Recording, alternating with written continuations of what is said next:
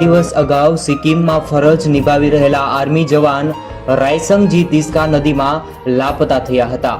આ ઘટનાના 4 દિવસ બાદ તેમનો મૃતદેહ મળી આવ્યો છે। આ ઘટનાના સમાચાર સાંભળતા જ પરિવાર અને વતનમાં માતમ છવાઈ ગયો હતો।